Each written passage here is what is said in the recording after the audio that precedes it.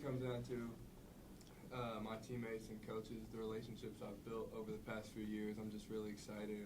I wasn't ready to leave Clemson yet, so I want to give it one last run, and I'm really excited about next year and the success I believe we can have. Why weren't you ready to leave? Did that have anything to do with missing as many games as you missed, or was it wanting to win more games you out better knowing? What was it? I mean, I think there were several different factors. Obviously, I wasn't healthy as I wanted to be this year, but really, I think I just wasn't ready to leave because I wanted to, go out on a better note. I have a lot of confidence in my teammates and our coaching staff this upcoming year, so I really just want to, give it one last push, give everything I have for one last year, and hopefully have a really successful season. Like you've had some bad luck with injuries? You feel like you've had some bad luck? Yeah, unfortunately, the past 2 years, obviously fracturing my face in several different places, and then this year my collarbone. So, man, I really hope I can stay healthy all next year.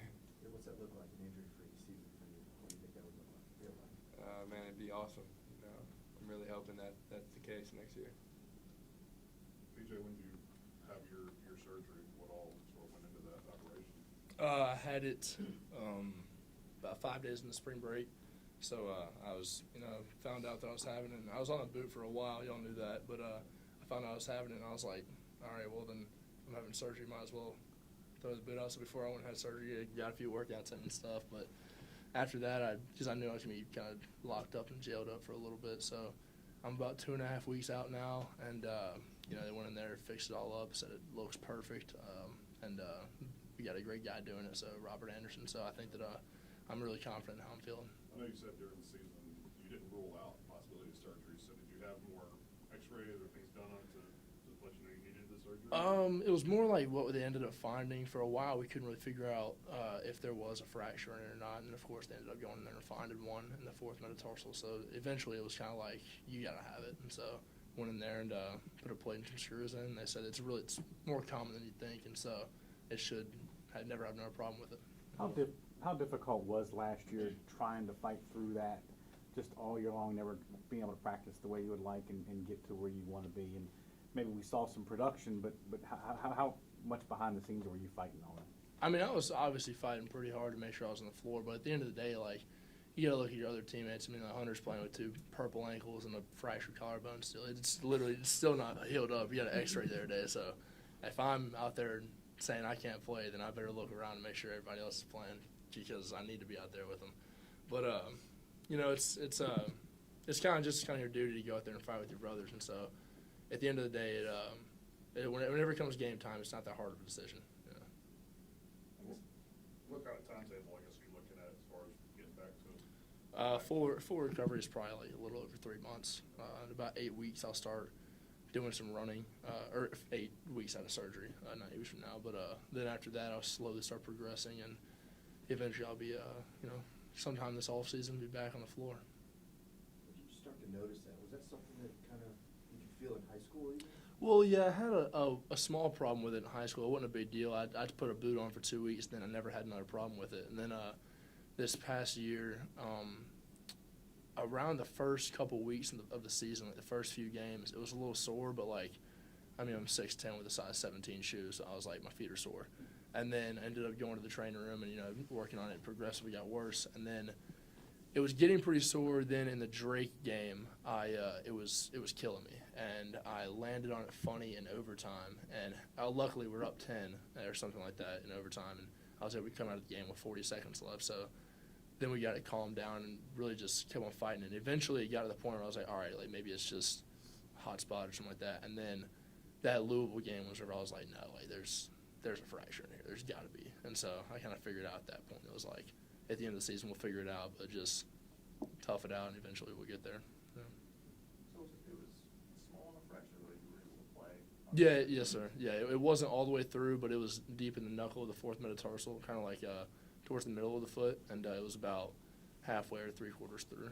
Yeah. I guess what went into the decision to play, knowing that there was a fracture in there? Knowing that the doctor was telling me it couldn't get worse, it was more like if you can handle it, and if they tell me that, I'm gonna suck it up and just go out there and play. Because I know that whoever it is, I'm confident in everybody, but obviously I'd like to be out there, and so that was really my only thought. Whenever it came game time, it was pretty hard to turn it down. What about sitting out those last few games of the regular season and just to get ready for the tournament? Can you tell us what was going on there? I was itching to get back because I understood what we were doing just because I knew that I knew I couldn't go out there and play after that Louisville game, especially the first 2 games, because at that point it was hard for me to put some weight on it. But then once that 3rd game passed, I realized, all right, like, it's time I can get back in the groove of it. I kept conditioning throughout that time. I was on the Echo bike, kind of just only doing that, getting form shots up, and that's about it. And so that allowed me to be able to come back. Yeah. What was it like for you last year, being the focal point of the offense at times? Even in high school, sometimes you were maybe the second option or third option. What was it like kind of taking your game to the point where you are the guy that's counted on to score key baskets? It's great. I mean, like, I know that's a huge role that they instilled in me, but the thing that gives me confidence like that are the guys around me. I mean, at the end of the game, like at Virginia Tech, I mean, I got Hunter in my ear yelling to me like, "You're the toughest guy I know," and that's not true and stuff like that. But you know, it was definitely fun. But it's the guys around me that give me that kind of confidence to go out there and have the ability to go out there and get a key bucket.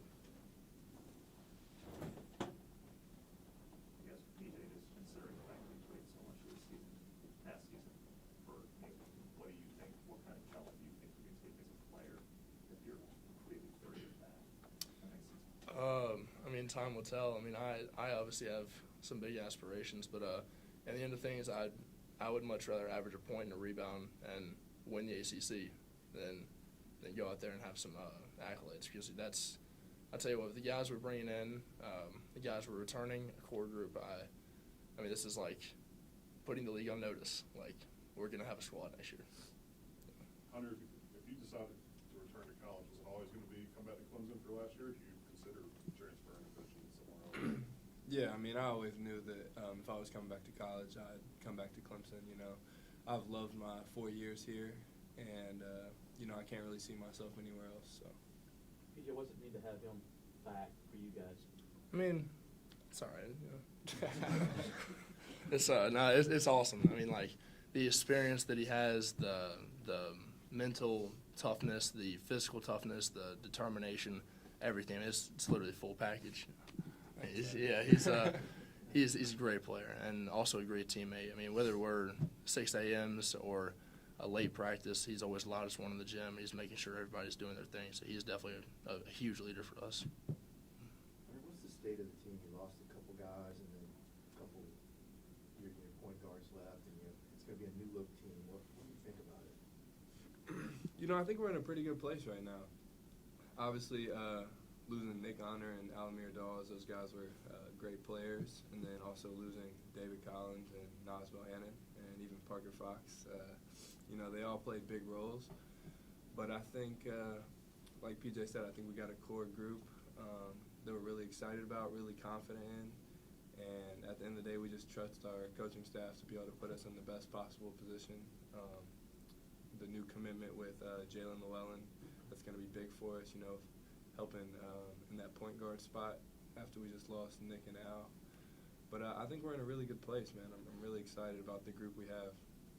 PJ, kind of along the same lines, when you say y'all are going to have a squad, just what gives you that confidence that y'all are going to be really good next year? Because I know we're returning healthy players, confident players, bringing in a guy who, I mean, I've watched a lot of film on Jalen. He's a great player. I hated losing Nick and Al, and I wish them the best. And they were great for us, and so I know that he'll be able to come in there and kind of step into a new role for us. And so bringing in him and the freshmen coming in, I'm just very confident in our core group. I'm sorry if you already answered this, but you were talking about Jalen and just watching his film and stuff. Just how closely were you involved in kind of tracking and wondering if he was going to come and what specifically were you bringing to him? Well, I was notified that he was coming on a visit last week, and then from there on out, I mean, I was in contact with him, texting him and stuff before he got here, and I was actually his host the first time I was hosting. So I mean, I'm 1 for 1. So from now on, I should probably be the host of recruits. But you know, he's a great dude. He fit in great with us. He was having a great time hanging out. Kind of, it gelled really fast, so we could tell he's going to be able to fit in really well. What do you guys make of Graham Neff saying he expects you guys to make the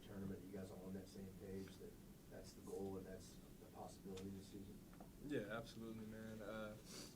You know, Graham Neff, he's voiced that he has a lot of confidence in our program, and we really appreciate that. And that's definitely one of our goals, but it's not the only goal for sure.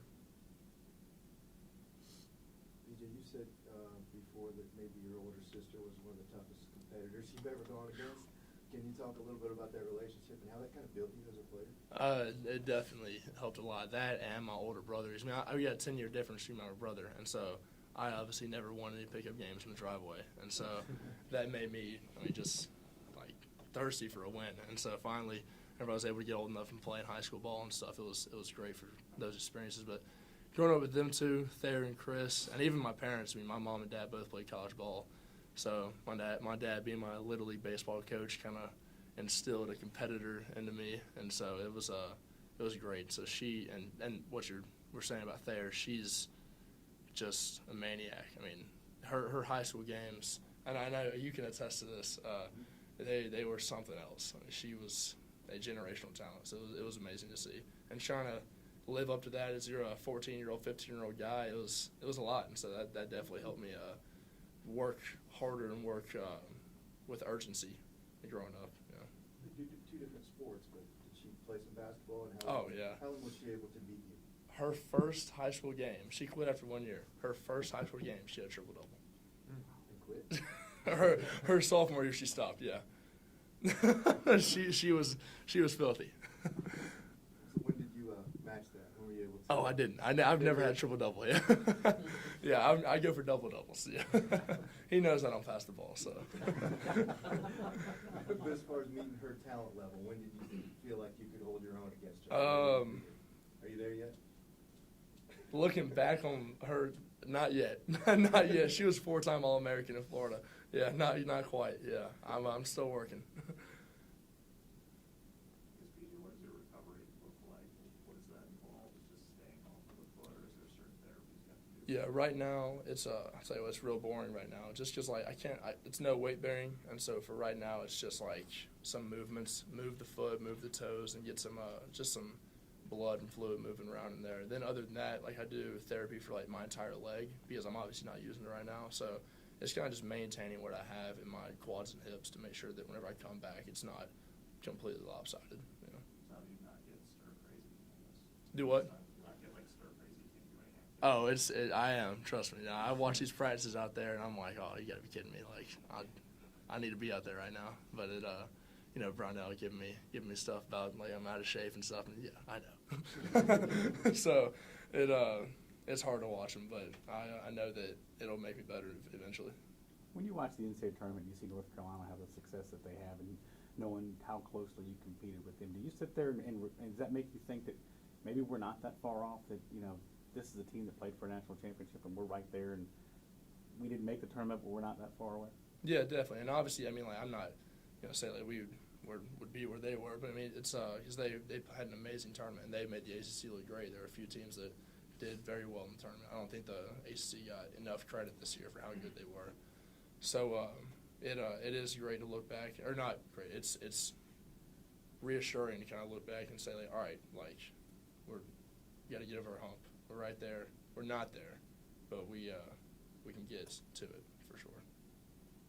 A question for both you guys, but obviously there was an NIL collective announced here last week. I know, PJ, you're a part of that. But do you think that's something Clemson needed to get involved in and something that can maybe incentivize players staying here and not transferring a year or two into their time here? Yeah, I think so.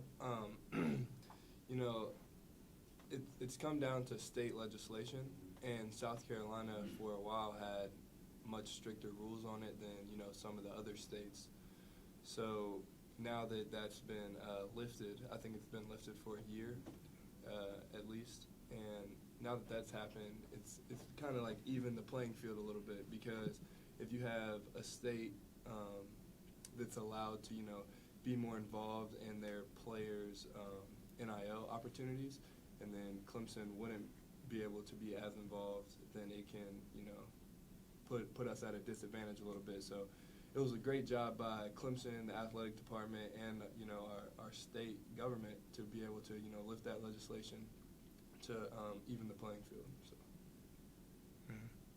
Oh, me too. No, it was definitely huge because, I mean, Clemson does everything.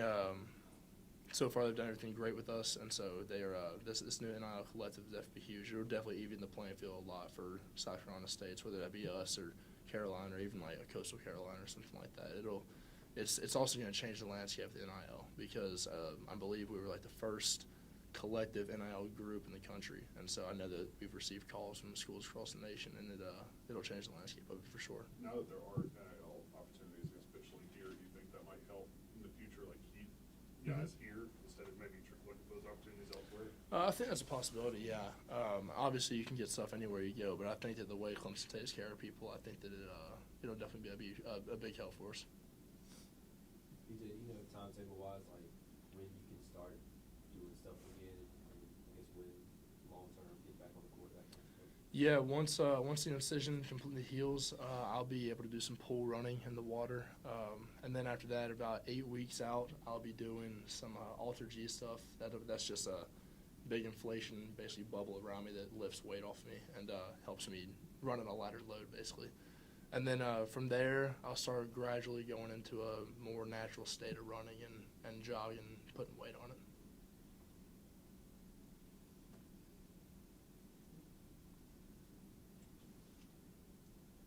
Any other questions for Hunter? Thank you guys very much. Yes, sir. And thank y'all. Appreciate it.